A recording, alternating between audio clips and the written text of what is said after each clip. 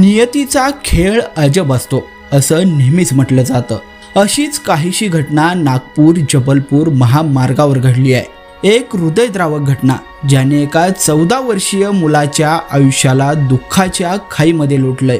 नागपूर जबलपूर महामार्गावर गुरुवारी पहाटे घडलेल्या भीषण अपघाताने अबीर विश्वास या मुलावर दुःखाचा डोंगर कोसळलाय। नेमकी काय आहे ही घटना हे पाहण्यापूर्वी लगेचच एस प्राइम न्यूजला सबस्क्राइब करा आणि त्यानंतर बेल आयकॉन दाबायला मात्र विसरू नका। पुण्यात हॉटेलमध्ये कुक म्हणून काम करणारे कन्हई विश्वास हे 45 वर्षीय इसम यांचा 2 दिवसांपूर्वी अचानक ब्रेन हॅमरेजमुळे मृत्यू झाला होता। कोलकात्याहून आपल्या वडिलांना भेटण्यासाठी आलेल्या 14 वर्षीय अबीरवर वडिलांचं पितृछत्र हरवलं।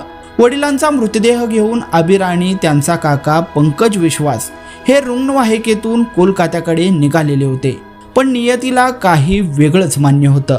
गुरुवारी पहाटे 5:30 वाजण्याच्या सुमारास हुडकेश्वर पोलीस ठाण्याच्या हद्दीतील नागपूर जबलपूर महामार्गावर ही रुग्णवाहिका भरधाव वेगाने जात होती। ही रुग्णवाहिका पिंपळा गावाजवळ आल्यानंतर रुग्णवाहिकेत अचानक बिघाड झाल्याने चालक शिवाजी खल्लू बांबुरे यांनी ती रस्त्याकडेला थांबवली। क्लीनर शेखर उत्तम पवार मेकॅनिक आणण्यासाठी गेले, पण त्याच वेळी एका अज्ञात वाहनाने रुग्णवाहिकेला पाठीमागून जोरदार धडक दिली। ही धडक इतकी भीषण होती की रुग्णवाहिका 25 फूट खोल खड्ड्यामध्ये कोसळली।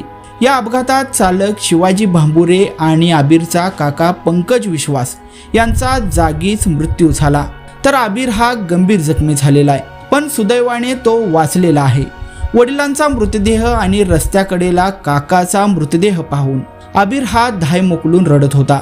हुडकेश्वर पोलिसांनी दिलेल्या माहितीनुसार अबीरच्या अंगावर वडिलांचा मृतदेह पडल्यामुळे अपघातामध्ये त्याला मार लागला नाही आणि यामुळेच तो या भीषण अपघातातून बचावल्याची माहिती समोर आली आहे।